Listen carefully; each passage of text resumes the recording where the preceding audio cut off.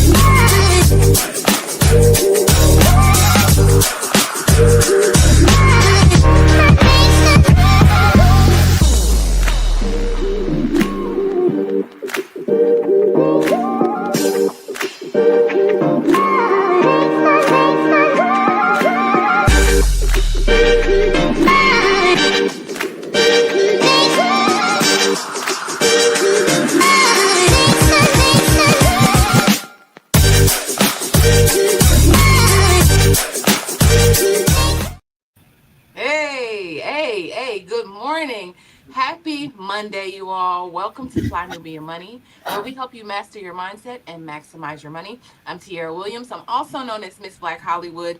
I am the proud producer of this show and your host for today. So listen, today I came across an article that I thought was so interesting. It said that if you had $5,000 in your bank account, then you were richer than 50% of the world's population. And so I thought that was interesting, but it's crazy because if your $5,000 means that you're wealthier than 50% of the global population, but like here in the U.S., it feels like it isn't enough to like get by. So why is that? We're talking about why money feels so scarce for so many Black people, and what it really takes to start building long-term wealth. Why can't we save as much? What's taking up all our money? And why does it feel like everything keeps getting more expensive? Let's talk about what we can do differently to create wealth, both for ourselves and for future generations. Obviously, today I can't have this conversation without my friends, my real life friends, my queens, my friends, and really like the smartest people in the world to me. I'm joined by Marlo Lacen, who is a film and television producer and a journalist. I'm also, Nichole, I like what you say. Like, I'm joined by our sister-in-law. Like, I love that little tagline. She's a lawyer, entrepreneur, public speaker, all of the things. A tax professional. Listen, sis, all the things. You hear me? Like, I'm gonna ask. Really, Marlo. It's just gonna be me asking Nichole all the things today.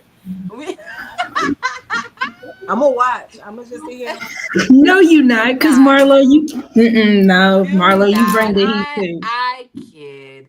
So I want to give a shout out before we start to the chat. Hey y'all, I see y'all coming in. We are so glad you are here with us this morning. So let's pop off this conversation. So you guys, did you see this article? Did you know that if you had $5,000 in the bank that you were basically richer than 50% of the population? What is that? Is that shocking to you all? Or what do you think about that? Marlo, we'll start with you. I mean, understanding what the cost of living is in other places, it doesn't surprise me. But I think what surprises me more is that more people in the US aren't able to meet this $5,000 milestone, right? Because we're talking about globally, but there's also just a lot of people in the States for whom a $5,000 savings account seems like an impossibility. You're right. You're absolutely right. What do you say, Nichole? I'm not surprised. That's one of the reasons I have all the degrees and all the certifications and the things, is because I want to help my people to build wealth. The sad part about it is that we don't think about it. Nobody says it out loud. But honestly, if your car breaks down today and you need $5,000 to fix it or to replace, something major on it, could you really do it? Most of us depend on credit, hopefully. But I know a lot of people that I work with don't even have the credit worthiness to be able to go and get a $5,000 loan for an emergency. Most people don't even keep 500 when it comes to their savings account, and that's just freaking scary. So I think for me, I knew it, but to hear it, to verbalize it, to put it in a picture and put it in writing that's what takes my breath away. Yeah. The whole idea of living check to check, right? People are just trying to get by. And to be honest, Even high rightfully earners. so. Huh? It's not even just it's not poor people, it's Yep. not working class people, even high earners. I know high earners that are making, upper six figures that are still check to check. They Yeah. still would be in that same situation. That's Yeah. even scarier. Yeah. Because it feels like it's not enough. Okay, so I don't want right? I remember what listen, I'm telling you, it in America it feels like it's not enough. And maybe it was like so I was in a situation, right, where I had taken a position and I want to say it was like one of the first position I took that was like, I don't know, the salary was maybe like 130, let's say, right? And I felt like I was like, okay, this is gonna be way better than it was when I was earning $90,000, right? Because or $60,000 or $50,000 or 30. I mean, let's keep it real. I live in Hollywood. There's been times I've been making like $15,000 in a year and been like, woo, not really, but something like it. But when I got to like 130, 140, whatever it was, it still felt like there was so many bills coming in. I don't know, like for every level, it still feels like there's not enough because we're incurring these expenses. If you think that's just an American thing, Marlo, where we feel like we have to spend because we're getting bigger places or apartments or whatever it is. Do you feel like we Yeah, have to do we that? we are absolutely conditioned as Americans. I've said it before to look to our neighbor. What does the neighbor have going on? Oh, they just got a car. Oh, they got somebody that come and cut their grass. Oh, they got it's constantly looking at your friends, your family, your neighbors, your colleagues, and trying to keep up or keep up appearances, even if you're not keeping up, just to keep up appearances. And so it is definitely part of the American fabric to try to keep up. The America invented the Joneses that everybody is chasing, right, and trying to keep up with. Absolutely, it's part of the Well, culture of just Mhm. having things, right? Your friend, oh, they throw these parties, oh, they always having people over, oh, they go on trips. Everybody's looking at what everybody's doing and trying to figure out how they can be part of, I call it the litness. Everybody want Mhm. to be part of the litness. For sure. Or feel like, because you can be working hard. I know for me, I felt like I was working really hard. And I was like, man, I got to this place, man. I've been working hard to get these little six figures, baby. Like, now I want to enjoy them. I want to go to Jamaica. I want to go to whatever it is. Then you want to start to, not even splurge, just like treat yourself and I think is that the wrong mindset to have. And I'm using myself as an example today because I think I've been there. I've done all of the things, so I made it's the not mistakes. wrong. It's not wrong because if you work hard, if you went to school, to get the education, to get the job, or you worked on the job to climb the ladder, you want to feel like it mattered, like it was worth it. You sacrificed, you've given all of this so that you can get all the things, so that you can be grown and be, and jet set or whatever it is that you want to spend your money on. That's not wrong. But if we look at other cultures, you look at cultures who have generation after generation in one house because they're pooling their money together and they don't care that I share a room with my brother or I share my room, with a cousin, because at the end of the day, I'm going to have extra money because we're going to go do X, Y, and Z, or I can invest it in that. Americans are straight. We from little bitty, we are conditioned to be consumers. With my Mm, 10-year-old grandson I'm raising, I got him book entrepreneurship, books on investment. I've got him all kind of things to help him think about building wealth even at his age. When we go out though, he's like, Nana, I need my debit card. Well, what do you need it for? Because I want to buy me some McDonald's. So you're gonna eat that McDonald's for $10. You're gonna have $11 maybe left in your account, and tomorrow you're gonna poof that $10 out. Like you just wasted it literally on crap. Why not put it like, how about you take that, go buy you a box of candy and go sell candy to the kids down the street, this outside playing, and then you can have $30. So then when you get ready to spend your 10, your 10 out of 20, now it's 10 out of 30 or 10 out of 40. We don't even think like that. We don't think like that coming up. We're so used to watching TV, and you got to have Nikes, and you got to have the Adidas, and you got to have this purse or that purse and this card. And when you get this card, and 2 years later, that's an old card. Now you need a better card. It's ridiculous, but it's ingrained in us from little bitty. So we have to change the narrative on what we're teaching our little people. Let me tell you, I love what you just said because lately, as of late, I've been thinking about ways to help my daughter be better with her money. My daughter will go and she'll ask one of her rich aunties for some money. They will send her $50, $100. Lauren will spend it before we can blink.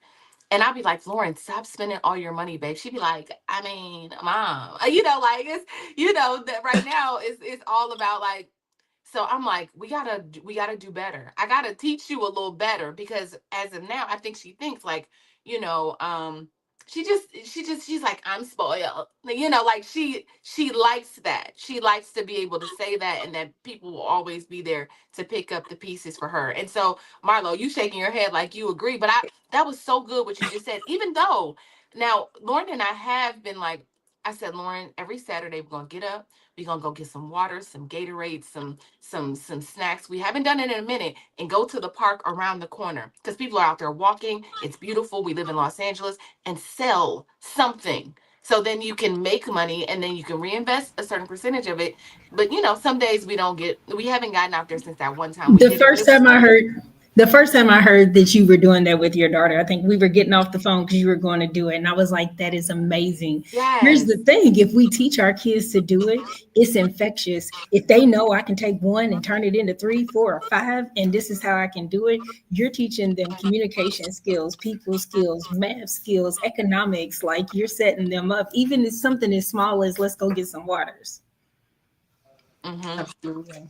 Yeah, Absolutely. if we can stick, if we can stay on it. But like as of now, she's been getting more money than she has been saving. And so, Marlo, I saw you raise, and we're gonna go to a video in a minute. Actually, let's go to break, and when we come back, Marlo, we'll talk about My I 14-year-old thought child. we gonna talk about Jade. Let's go to commercial. We'll be right back. It's a good show right here. But I'm biased. If you are just tuning in, you are watching Fly Nubian Money, where we help you master your mindset and maximize your money. My name is Tiara Williams. I'm also known as Miss Black Hollywood, and I'm the proud producer of this show because it is lit. If you want to receive notifications for when we go live Monday through Friday, 1 to 2 p.m. Eastern Standard Time. All you have to do is text the word Queens to 87948. That's Queens to 87948. That's QUEENS to 87948. Also, if you want to grow your money and not blow your money, all you have to do is go to flynubianmoney.com. There's all kinds of resources, there's courses, there's free giveaways. There's just no reason to be broke in 2025. All you have to do is go to flynubianmoney.com. Obviously, you don't want to be entertained here. You want to know enough to grow. Wait, I need to put that on a shirt. You got to know to grow. Got to know to grow. So know and grow with flynubianmoney.com. Listen, that's exactly what we're talking about today. You have to know to grow. So go to flynubianmoney.com where we will help you get to your $5,000 so you could be richer than the half of the world's population. So tell me, Marlo, what was the big eyes for? Are you over here are we going through the same struggle with our 14-year-olds? Absolutely. We, as of now, every day we're talking to her about how can you figure out a way to make money? How can you sell this to the kids? Like Nichole was saying, sell to the kids in the neighborhood. I'm hoping that high school opens some type of entrepreneurial eyes for her and she's able to capitalize off all of those hundreds of kids that are in school at once. But it's hard, because we work really hard to give our kids a better life than we had, right? However incrementally small or mighty that may be. But I think that there's something lost in translation in terms of kids really understanding the value of money, where money comes from, how hard it is for mama to get this money, right? and how we spend the money in the house matters. She's addicted to DoorDash. So I am currently trying to break a food delivery addiction. And I'm like, girl, but it's hard because that's also where we are now in technology. And DoorDash is part of life. So it's just like, is this how you want to spend your money? Do you want to spend that $7 upcharge? You got this amount of money in your bank. They don't even see it though. The food costs this much, but then you got to pay all of these extra delivery fees. She's like, I just want it. It's like, all right, well, Richie Richette. I don't know what to tell right? But it's crazy. No, Marlo, what you need to do is go get the real menu from wherever she's ordering from. Pull out the price list from DoorDash or whatever. Show her the difference in what the two are, and then show her where the extra fees go on. Because every time she's ordering, really, she could order twice if she did it a different way, or if she asked, "Can you take me to go get X, Y, and Z?" That helped break it with my nephew, because I was like, wait a minute, you want to give them all your money? Is it really worth what it is? Because they make it so that those fees flow in there. You have no idea what you're spending. You just think, oh, this is the going price. No, those platforms already doubled the price, and then they added the convenience fee, the delivery fee, and then you paying a tip on top of it. You can get 2 or 3 of them. Got it. That's our next lesson. That's our next lesson. I mean, hopefully, because let me tell you, the first time I had I knew early my grandma didn't have it. I knew early, and so watching my family hustle and bustle, I was like, at 6 or 7, I inherently knew like, oh, you know how to hustle. You want to get some penny candy? You need a hustle, chick. Like, so I went and was like, I'm gonna do a lemonade stand, and then after that, I just knew me and my cousin wanted to. And here's where I messed up. Right, we used to make the money. I used to do door-to-door sales at 8. I started a babysitters club. I didn't know why they weren't hiring me, because to me, I used to get up to the door and be like, my name is Tiara. This is my cousin Marquise. We have started a babysitters club, and today we have a special. I was just learning, right? And people would have their kids and be like, okay, if I need a babysitter, I'll call you. And I didn't know why we wasn't getting sales, but of course now I know. But I just knew that we had to figure out how to make money to have our little Saturday weekend party where we would get sherbet and penny candy. And that's how we would reward ourselves. I didn't save, I didn't save it. I just made it late morning. I made the money and then I went and spent it. And as an adult, I kind of had that same pattern. I don't know, like, what patterns did you guys develop with money? That was kind of how money. I was like, okay, you got to go work for it and then you spend it, and then you work for it and then you spend it. I was blessed to have 2 parents that were entrepreneurs. And so from the time I was a baby, like my dad had started a business doing recordings. So back in the day when they had the big old VHS and the cassette tapes, he was making those for like Conference on the Black Family and some other conferences. He would sit me in the baby car seat up on the table. So at first people were coming up, hey, oh, there's the baby. And then as years passed, and he'd be like, okay, go give me the covers to put the tapes in. And so then I'm talking, you want to buy a tape? You want to buy a tape? And I'm talking to the people. So for us, it came more easily because our parents mimicked it. We don't do that. I sent my grandson on spring break. I flew him and a friend, and then my husband and I drove. He gets on the plane and he tells my friend, I hope Nana got me a first class seat with a window. Looked at him. It's a 10-year-old. But he's so used to flying that he's like, oh, I'm gonna have me a window seat. She better get me a window seat instead. And so I realized then, I was like, oh my God, I am creating a monster, because I like to travel comfortably. He's got to travel with me. But it made me realize I need to stop that. There's things that we can do in our home so I started putting prices on stuff. You want to waste the apple? You took 2 bites of the apple and you threw it away. I need you to go get your piggy bank, or I need you to write me a check out of your bank account, because I need my $2 back because you wasted it.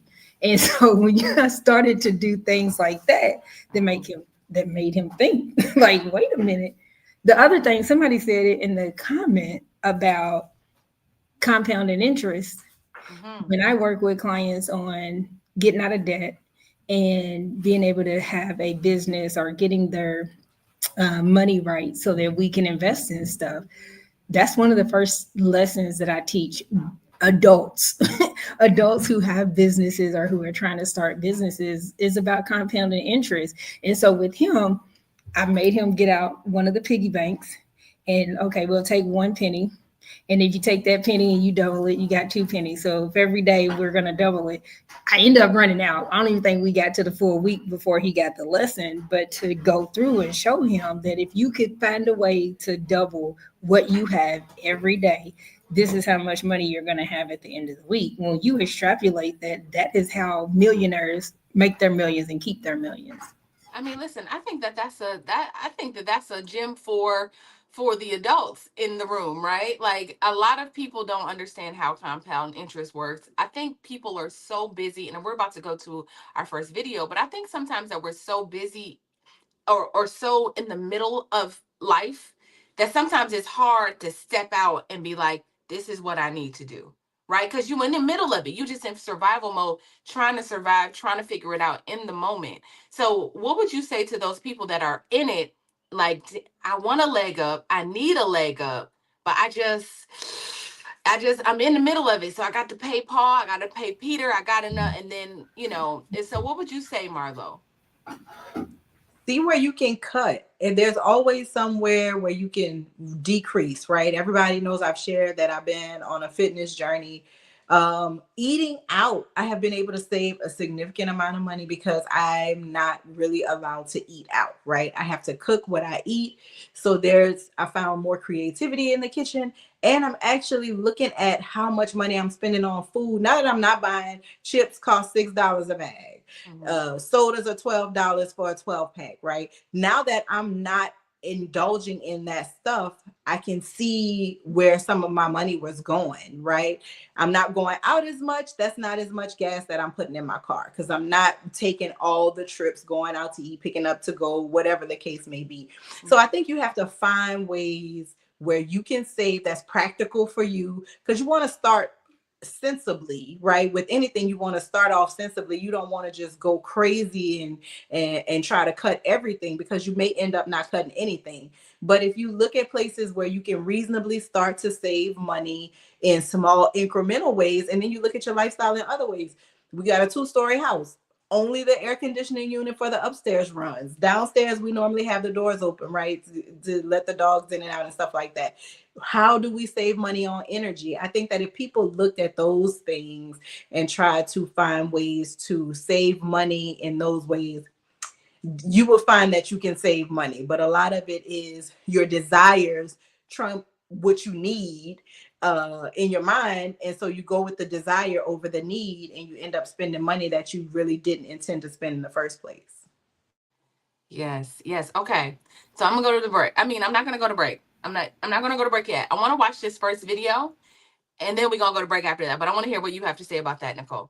So let's watch this first video really quick, and we'll be right back. If you have $5,000, you actually have more money than 50% of the world. See, I want you to understand the opportunity you have here in America, that it just doesn't make sense because this is your normal. How hard is it for you to earn $5,000? Well, for some people, they say, well, my wage ain't that much. It's not that. It's how many different opportunities do you have in America today that you can make $5,000 in a week, in a month. That's not the same situation as many other countries. Here's another statistic. If you make $30,000, you're actually the top 1% of earners for the world. So when you think about what's your opportunity and why people are literally putting their lives on the line just to get in America, you're sitting in opportunity. Yes, is it a little bit hard? But it's not as hard as those people who don't have all the opportunity to make the income that you can make right now. So you really have no excuse.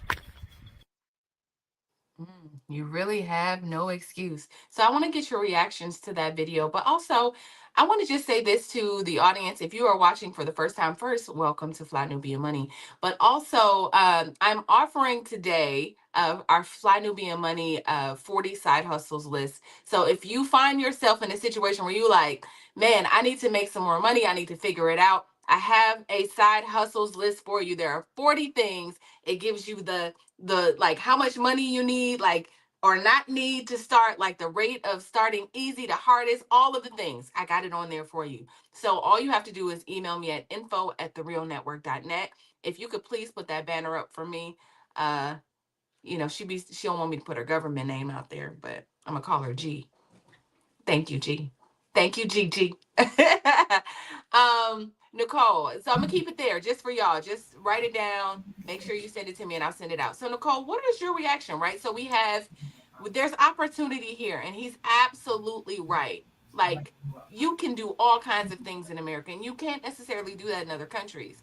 What do you think about what he said? So I think I'm gonna answer what you asked me, and then I'm gonna add to it. So first, I think the problem is we get inundated. There are so many ways, especially with ChatGPT, with technology, things that it could be as simple as raking up leaves and and cleaning out your garage and doing a yard sale or whatever, all the way up to creating. I've seen people create software in a weekend, and they're not computer programmers. Like, they created it, they put it out there and started making money. I think the problem is we get overwhelmed. So trying to come up with that one thing, like, what is this one thing that I can focus on, I can maximize this week? And I said that I was going to answer. So that's my answer. But before we went to the video, the thing that I wanted to say is there's 3 parts. One, you got to know what your baseline is. So Marlo gave great advice.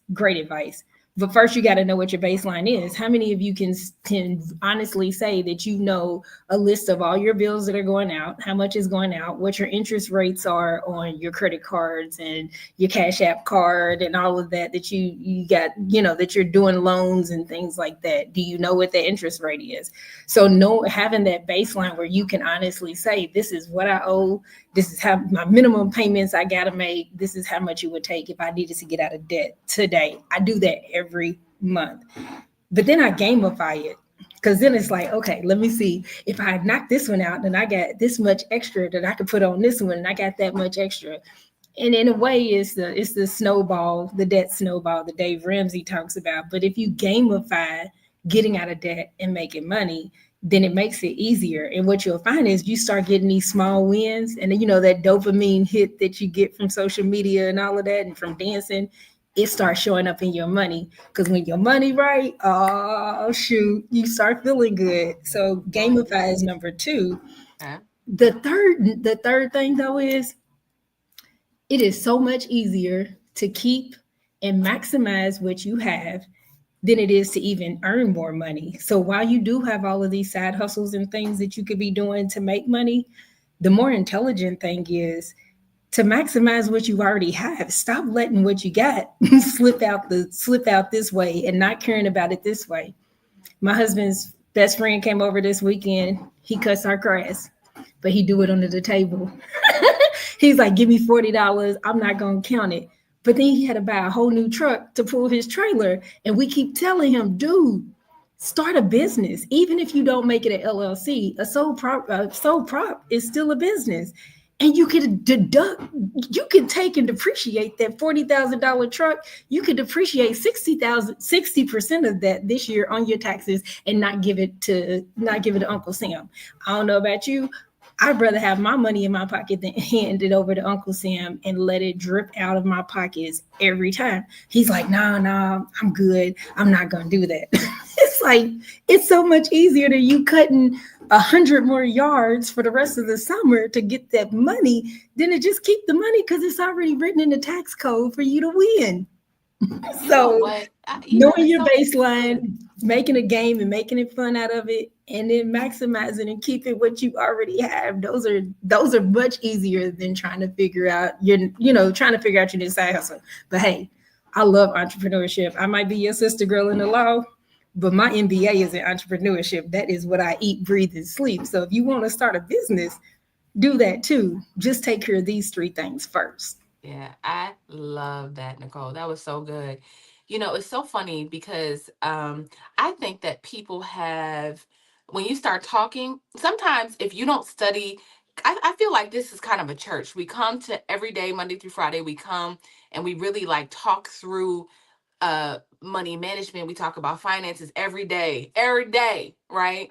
But for those that don't talk about it, and when you start talking about LLCs and tax and all of these different things, people literally get overwhelmed. I remember having a conversation with my little cousin who does hair, and she was basically saying, like, I said, man, listen, you can make this a business, baby. Like, write off that hair, write off those this, write off this, all of the products. How much do you spend on products? How much do you? And she was like, girl, I don't got time for that. Like, she's got overwhelmed thinking about the things that I was saying. Because to me, it seems simple. To her, it's like, I ain't gonna do that. But that's why That's not we what I'm doing. here. That's So why we here. right. So I'm gonna ask Marlo. Sometimes when you're maybe there are people, I feel like there's more people that kind of be like, no, I don't know nothing about that, so I'm gonna just do it the way I've been doing it. How do you get, you can't really get people to change their minds, but what is something that maybe you do when you start talking about family that might not be up on all the latest? I think it's just incremental. I think I've gone through that, personally with my partner. He had a business before he had a business, right? He was running and managing a business and overhead before he, had registered with the state and tax ID number and all of that stuff. I think you just go incrementally. You go as a person is comfortable, right? He knows how to go to operations, make the money, take care of the equipment. He knows how to research and study and learn the newest and latest and what you should be doing. But the business part is very important. And I think it is just, talking to people, letting them know, hey, you could do such and such. This will help you out. But I think it is overwhelming for people. And I think that people, you start talking about taxes, people start thinking about the government, they start thinking about the feds, they in my business. It's just, it becomes a lot. And I think a lot of people, if they really understood the benefits of having a business, right? If they understood the a little bit of the burden that you can ease by buttoning up your business and having everything in place, I think they would not seem so overwhelmed by it. It wouldn't seem like such a daunting task. But I think also most states haven't done a really great job of making entrepreneurship seem easy. I know, where I'm at in Louisiana, there's so many barriers to entry. Child, you got to have this kind of license, that kind of license. You got to have this, depending on what you're doing. So I think it really is just having conversations with people that don't feel intimidating, right? Mm-hmm. If a person don't know too much, talking to them about compound interest might be overwhelming. But they understand in hustle language, right? They might understand in layman's terms about getting money and growing money and stuff like that. So I think you always meet people where they are and give them the information that they need so that they can see it isn't that scary. But it does seem overwhelming, and it does seem a lot, especially when you get to talking about the tax man and the state, and you got to register, and every year you got to keep, registering your business in good standing.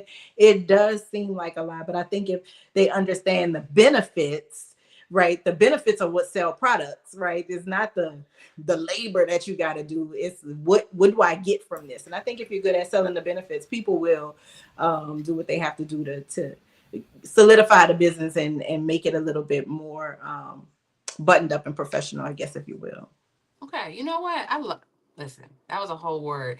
Let me ask the audience, like, when you're talking to your family and you're trying to get people to learn more, because a lot of our audience members that are here today usually come every day. They are here with us every single day. So how are you sharing information with your family members? How are you getting them to change their mindset and maximize their money? Because I think that's it. Like, we come and get this information, but like, who are we bringing along with us? Who are we introducing new things to? Or who are we leaving behind?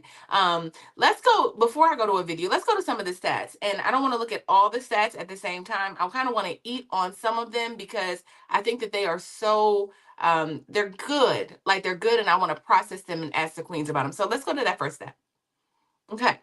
It says student loan debt for Black Americans is 85% higher than for white Americans, with the average Black borrower owning 52,000 in student loans compared to 28,000 for their white peers.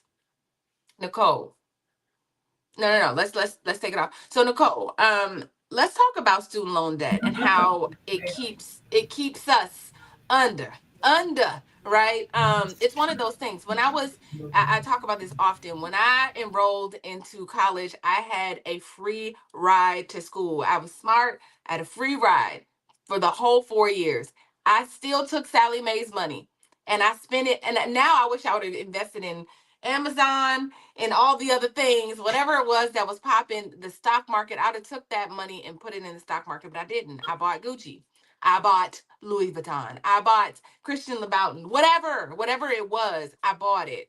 And I was looking cute on my campus, and now I don't have anything to show for it but debt. So talk to me about student loan debt and how it impacts our community. I always quoted and requoted the most educated demographic in the United States is the Black woman. We have the most when it comes to doctoral degrees in education because we were told that that was how we achieve. And that was, for so long, it was, they wouldn't let us.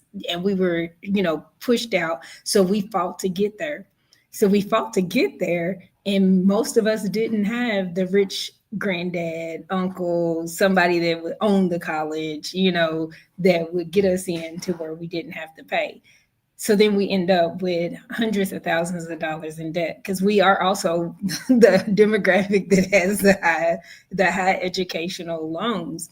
So when my niece decided she was going to go to school a few years ago, she graduated early. She had been skipped 2 or 3 grades. She graduated. She wasn't even 16 yet. And she said, I'm going to go get my barber's license. I'm going to be the coldest woman barber. And we were all like, You're not going to college? I come from a family where you have at least 3 degrees. Everybody's got a doctoral something. Like, what are you talking about? At the end of the day, I had a hats off. She's making as much as she would have if she had went and got a master's degree. And she's a cold woman barber like she wanted to be. And she's doing her thing.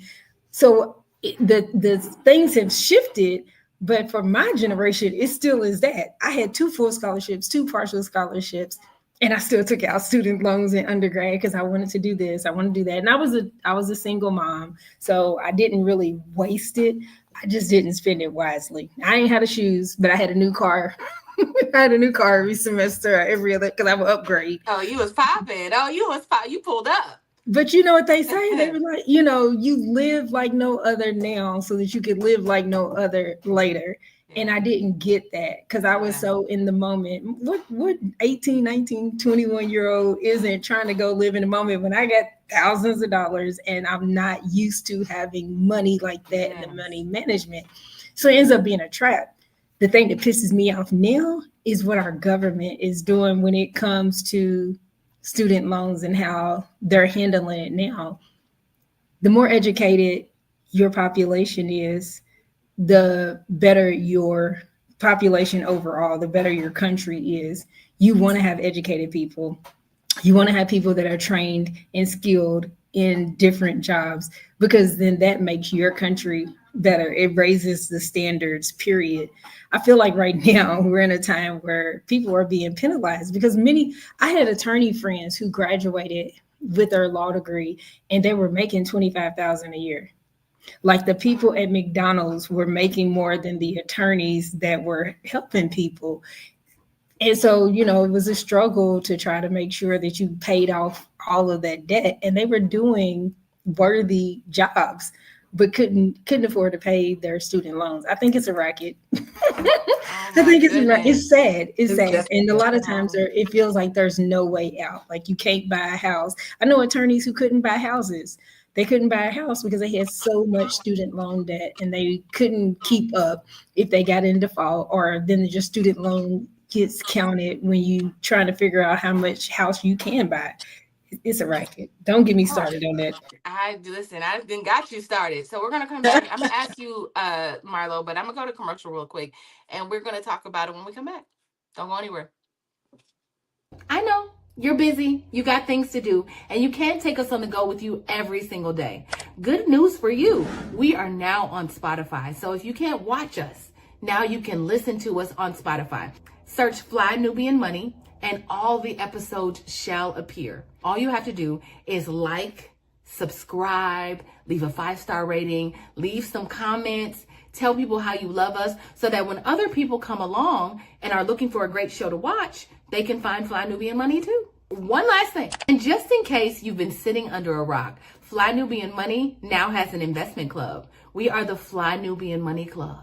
It's easy. All you have to do is go to flynubianmoneyclub.com, and I am committed to bringing in top experts from all industries to help you level up. They're teaching us the skills that we need to compete in this market.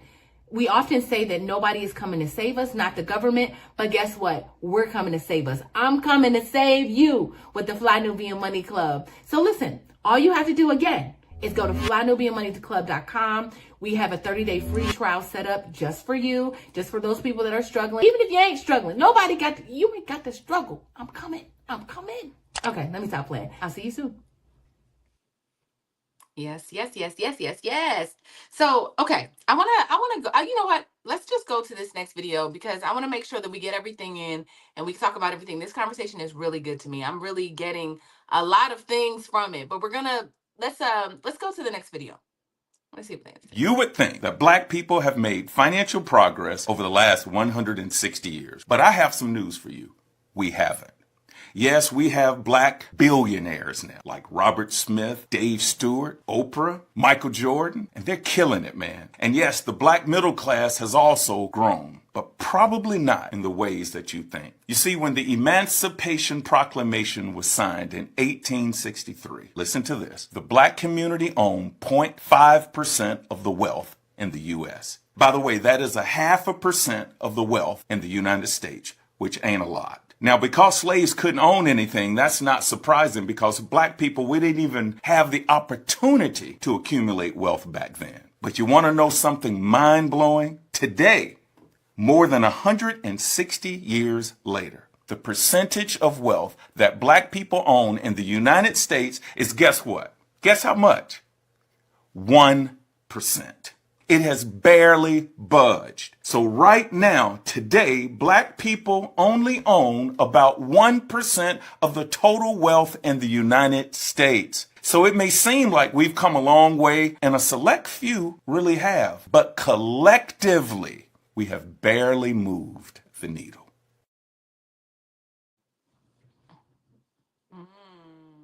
I'm gonna go to my history buff on this one. Marlo, what do you say? What is your response? Are you shocked? How does that make you feel?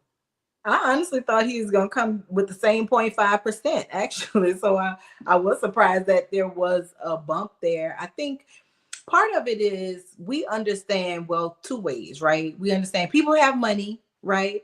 And people own things. But I think that we kind of get confused when we talk about this uber wealth like Oprah and all of these people, because part of that is valuated wealth, right? I don't know how many of those people could really just look in the bank and see the $1 billion, right? That's why my man Kanye, one day he crying, he ain't a billionaire. The next day he up because he a billionaire. It's all about, that stuff is about valuation, and it's not like real dollars in the bank. So I think that what he's talking about is so important in terms of the collective, right? Because that's why when we look at that student debt ratio that we looked at that slide before, that's why it's so low for white people, right? Because they have more wealth. They're able to start planning for their child's future. They're able to start saving for college. They put themselves maybe in a position where that $20K a semester is not really a hardship to them because they've prepared for it. And I think that the problem with our wealth is great. Everybody got the degrees. You got 3, 4, 5 degrees, but did your family lay a foundation for those degrees? Or are those degrees built on mounds of debt, right? Because if they built on mounds of debt, you still have to pay that debt down before you can realize your wealth as an accountant, as a doctor, as a lawyer, as whatever it is you went to school to be, that the people told you these are the big money jobs, you're going to come out and make this money. But was the foundation laid with debt? And I think that that's something that we don't really consider, is that so many of us are first gen, right? So many of us are first gen, whatever we are doing. And so there isn't a foundation laid for wealth for that number to have grown. So while Right. the 1% is impressive, because I thought it was definitely gonna be the same, we haven't grown in that way because we don't really have the ability or haven't mastered the ability of growing wealth, having that wealth turnover. I know a lot of people in my mom's generation, they inherited homes and land, but they didn't have the knowledge set. And so they ended up selling it for pennies on the dollar, or they lost it altogether because they couldn't maintain it. And I think that lack of education when it comes to finance is really why that burden and that gap is so wide between Black families and white families. And even you look at Asian families and Latino families who are growing and kind of closing that wealth gap. I think it's highest for us because collaborative, we don't collaborate. Talking, we don't do too much of that either. And so those are things that you need to build foundational and collective wealth. And we just have not figured out how to do that very well. We love to celebrate the people at the top, but we've learned trickle down economics don't work. So then how does Michael Jordan's success equal anything for me except a little bit of pride because we share skin? I don't know. I love that. Ooh, ooh, ooh, ooh. I love that. Nichole, I'm coming to you on that. But that kind of goes back to what you said, Nichole, about, these, the Mexican families that live together, the Chinese families that live together, and they're very intentional about like, okay, now we're going to put little Su Yang through college and put her and start her business. And little Song Lee is going to be, no shade. I'm just saying like, these are people, but they do like, they do that. And it's with the intention. We get together in the house, it's like there's a whole bunch of chaos. Can't wait to get out of here. Can't wait to get out because the intention is not there. We're not thinking like, okay, let's focus. What do you say about the video, and then also responding to that? Whew. I'm with Marlo. I really thought it was going to be higher. However, later on this year, I'm putting on a conference, and it's called WOW. Wisdom and ownership equal wealth. Wisdom and ownership. Part of the thing is we have people now who have hit six figures. So I make 100,000. I made the mark. Everything out there is six figure this, six figure that. So everybody thinks that six figures. Six figures ain't gonna get you what it was gonna get you 20 years ago. Six figures is a drop in the bucket, and you're still not even in the upper middle class with six figures. But we always thought that six figures was the mecca. I do like what Marlo said about that our foundation is a foundation that is laid with debt. And it's a particular kind of debt because most of the wealthy, uber rich, or the wealthy white, theirs is leveraged. They're still debt, but their wealth is leveraged. So they're borrowing against what they own. They're borrowing against the collateral, and they just keep doing it and keep doing it and keep doing it. That's how they keep wealth. That's how they get wealth. So just like she said, it's not liquid. It's not money in the bank that you can go to and be like, I'm going to take out $100,000 and here I'm gonna pay for this. It's more of, wait a minute, I gotta call in this loan or I gotta go liquidate some of my stocks, or that was on collateral for this piece of property that I own. So what their debt looks a whole lot different for ours. We're looking at it dollar for dollar. They're playing a whole different kind of game, different kind of game than what we are. We're looking at liquidity. And the other thing is, I guess if I was to go back for not just wisdom and ownership equal wealth, but it made me think about it when Marlo was talking, is wisdom, ownership, and opportunity. Because we are still in the United States of America. It is still not an equal playing field. And if any time in my lifetime that has gotten even more skewed, it's in the last 100 days. So they're going to make sure that it's not an equal playing field. So it's not just the wisdom. It's not just the ownership that we need.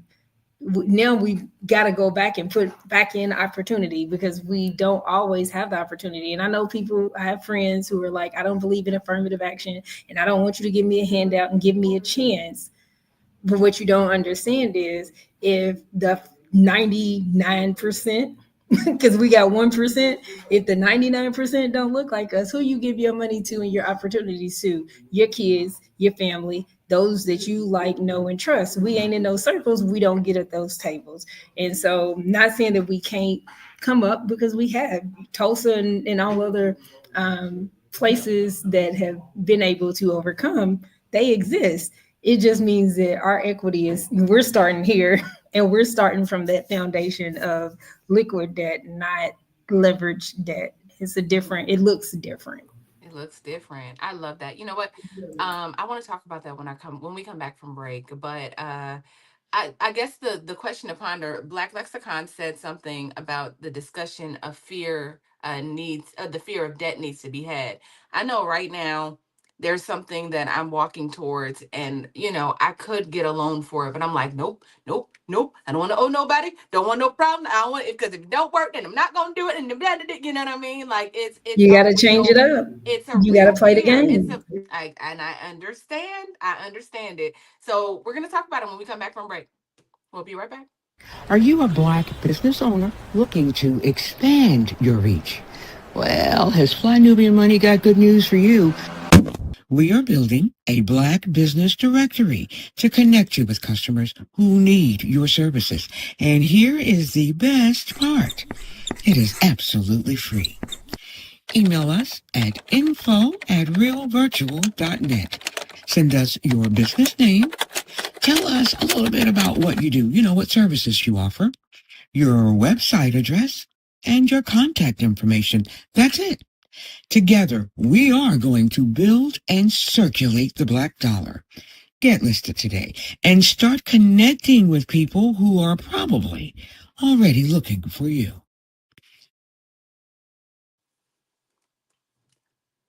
Listen, make sure that you email me at info@realvirtual.net. I was in the middle of a thought. I was like, yes. Oh, um, make sure that you email me. I'm definitely still adding businesses to our directory. So make sure that you email me, info@realvirtual.net.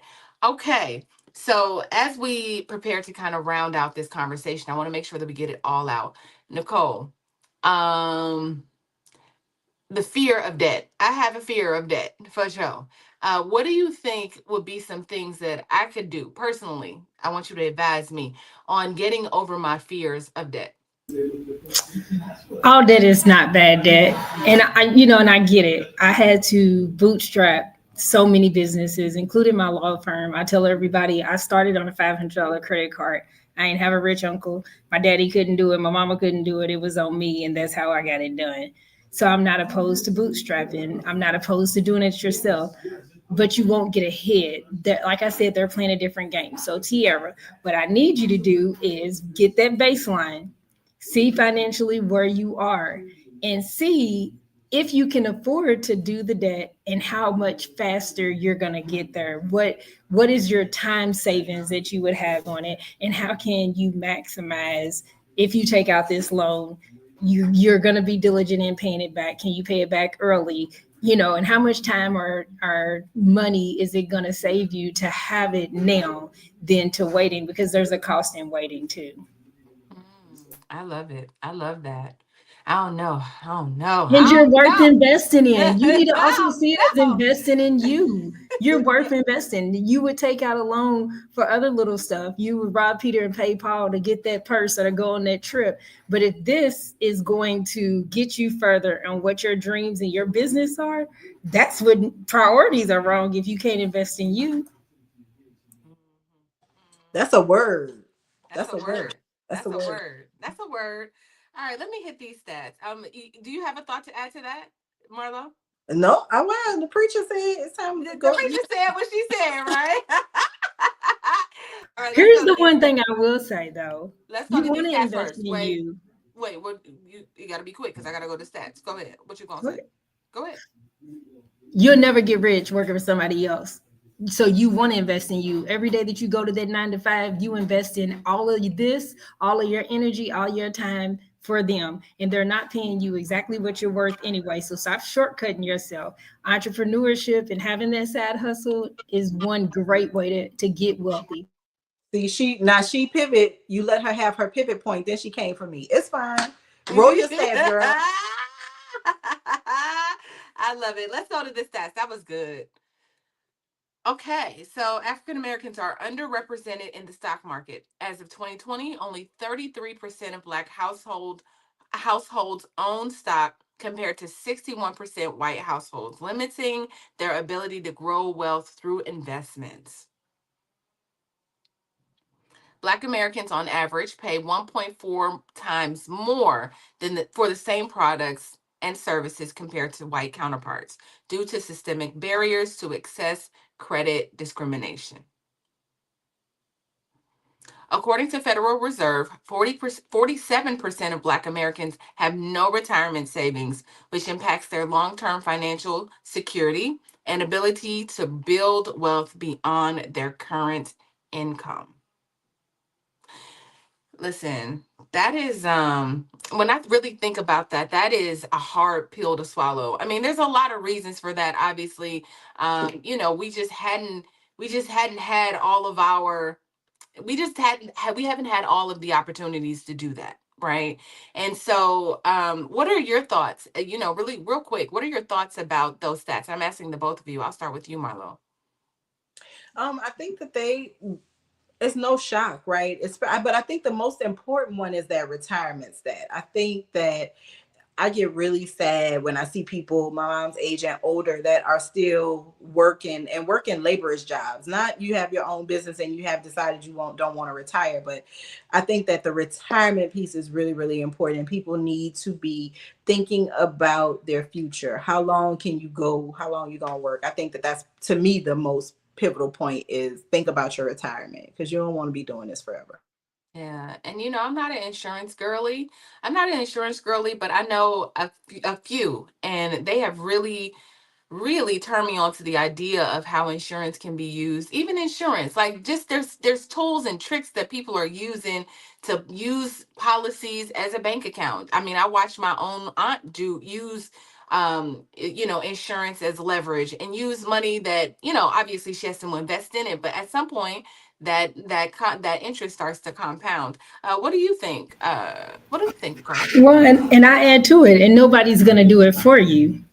That's the problem, is we think that when we get to 65 or whatever the age is, that the money's going to be waiting and that we're going to have enough to live on, because we don't realize that it's not enough. One of the reasons I went last year to get my certification as a professional tax advisor is it added one more thing that I can help my clients with. But the real reason is I watched my parents retire and then scramble thinking, oh crap, what are we gonna do? We still have this bill, we have to pay for that. And what I've watched as an attorney, with Big Mama dies and nobody knows what to do with her house, and the house goes to foreclosure and somebody buys it on the auction steps for pennies on the dollar, and that was the biggest asset that they had in the family or family business that gets passed down. The retirement piece is a big piece of it, because like Marlo said, there's a lot of people that should be retired and enjoying the life, the American dream that they've been sold, but they can't stop working because they won't be able to afford to live. That's sad. Okay, but true. But true. Y'all, I gotta end this conversation, and I don't want to end it because it's so good. In the chat, tell me one thing that you are going to take with you today, or one thing, or one piece of advice that you want to give us or people watching, something that has changed your life around saving and around investing, whatever it is. I want to hear from you. Put it in the chat so I can see it. So let's round this out with our final thoughts. And my question is, what would you give? What are 3 pieces of advice? We're gonna make it quick. I know we ain't got time to go through the right. What's 3 pieces of advice you would give someone who is starting at absolutely zero? Right? They don't have no money. They, maybe they don't have much money. They are struggling. They're, surviving. How do you recommend? And Nichole, you said a lot of it today. Marlo, you said it, but just keep it, like, just remind them, what are things they could do today, right now, that can be applicable right now to change their situation. I'll start with you, Nichole. Oh, What I would say is your money is important. Money, they say, is the root of all evil. It's not. Money is a necessary resource to live, and you can't ever have too much resource. So the three things that I would tell you is one, know your baseline. Don't be ignorant about it. Putting your head in the sand and hoping that it gets better is not gonna it's not gonna help. Know what you owe, know what you have coming in, because then you know what you're working with. Two, try to get out of the bad debt if you can, but it's okay to invest in you. So it's okay to do the debt snowball and get rid of the credit cards that don't matter, and then turn around and invest in a business or invest in education or something that's going to help you, and that you have a return on investment that you can articulate. And then number three is maximize what you already have. I'm gonna throw in a bonus. Maximize what you already have, but also don't leave the generation behind. If you see what's happening to the people who can't retire, and then you have your little one that's ordering Uber Eats, you can bridge the gap and correct that so that your babies and that you aren't in that situation where you can't retire because you don't have the money. So your goal should be to come up with how can you get $5,000 by the end of the year that you can have in a bank account so that you can be richer than most of the world. And if you need help with that, I love entrepreneurship. I'm a certified tax advisor, and I'm an attorney. I'm your sister girl in the law, Nichole, formerly known as Nichole Compton. And I even got a freebie for you. Go to megamoney.nicholecompton.com, and it'll be the 10 things that I bet you your CPA didn't tell you about making mega money moves. Come on, Mega Money Money. Come on, Mega Money Move Monday. It's Mega Money Monday. Y'all know what I'm saying. Make sure that you go to megamoney.nicholecompton.com. That is good. I love that. And make sure that you go to info at the Real Network too for your. Listen, we giving you resources today. Marlo, what are your final thoughts and where can people find you? So I want to say, sticking to the 3 points, like Nichole said, find out your baseline, figure out what you can cut. What are areas that you are spending money where you don't have to? Cut that out, you'll see savings. For people that work, you have a full-time job, look at the calendar. How frequently do you get paid? You get paid weekly, you get paid bi-weekly. How much of that money can you pull out and put in a separate bank account that you don't touch? It doesn't have to be a lot of money. I'm talking about $25, $35, $45, $50 per paycheck to have that money sit. You don't go to that account, you don't look at it. It's just there for you to save. If you can do that, you'll find at the end of the year, you have a few $100s after, or maybe even $1,000 or more, depending on how much you can save. And lastly, I think that it is important to invest in yourself. What is it that you do well? What is it that you can do as a little side hustle? Are you a good baker, right? Can you braid hair? Are you have a print, you're a talented artist, you can create clothing. What can you do where you can pad your pockets with a few hundred extra dollars every month so that you can figure out what it is that you want for your future? Do you want to grow your side hustle? Are you really good at something else, but it has a high barrier to entry? Just figure out what it is that you're trying to do, what's best for you. And don't look to your friends and family to do it because they ain't got it either, honey. They ain't got it. If you decide to expand that side hustle and you are looking for alignment between your social media presence and your website, you want to drive traffic to your website because you're tired of Mark Zuckerberg only sending your posts out to 26 people, the same 26 people that don't like, share, or have any interest in it. Don't call, child, because it's 2025. Contact themcleodgroup.com and book an appointment with me. We can talk about what your business is, how you're looking to grow your business, and how we can make sure that the back end of your website is given all of the bots. I don't care if it's the Chat GPT bot. I don't care if it's the Google bot. I don't care if it's a Yahoo bot. Whatever the bot is that's going around distributing information, let's talk about your business so I can figure out how we can talk to the bot on your behalf so that the bot can let the people know that your product is here and ready to be purchased. Your service is here and ready to be booked. That's it for me. Yes, Marlo. I love that. I'm just gonna keep it really simple. I think that three of the things you can do is make sure that you come here to Fly Nubian Money every single day. I'm going to put my heart and soul my heart and soul to make sure that you have all the information you need from really talented queens. If you want to take it a step further, come to Fly Nubian Money Club. This weekend, we actually have an event where I have a group of queens that are coming together, and you can ask them anything about your business. If you are interested in registering for that, you can go to flynubianmoneyclub.com. Make sure you sign up for our free 30-day trial. And lastly, I think it's really important to just like kind of remove the barriers. I think that money is energy, and I think that that it's a little easier these days to make it, right? Like, and I mean that. I think it's easier to make money than it was years ago. And so I just think you have to focus on a thing. You have to focus on a thing, right? Even if that thing is just telling your story, figuring out how to tell your story and wrap it around a product of any sort, and learning how to really push that thing and be intentional about it. And if you want to know how to do that, you can reach out to me. I'm at info at real virtual. Keep them up. Stop. Can I put it up? Can we put it up?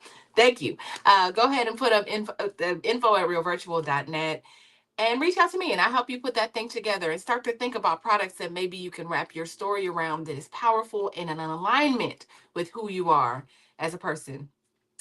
Listen, that's all I got for today. You guys, I've enjoyed this so much. I've enjoyed the comments. I've enjoyed you queens. Just the jewels that you have given me, even me. Like, I'm taking most of this home with me. Like, a lot of this selfishly is for me. When I have these topics, I'll be like, yeah, it's for me. And then whoever else will be blessed from it. So I so much appreciate you coming and spending your hour with us. You can be anywhere in the world, but you're here with us. So if you want to sign up for our list and you want to get notified when we go live, go ahead and text the word Queens to 87948. We are on Spotify. So go ahead into Spotify. Make sure you leave a comment that you love our show. So when people are looking for a good show to watch, they'll know to follow us. And then, yeah, we love you. We love you, Black people. We want to see you grow. Make sure you go to flynubianmoneyclub.com. Like I said, there's resources there just for you. Marlo, Nichole, thank you so much for joining me today. Y'all, we will see y'all tomorrow. We love you so much. We appreciate you, and we really do. We love you. We want to see you grow. We'll see you soon. Bye.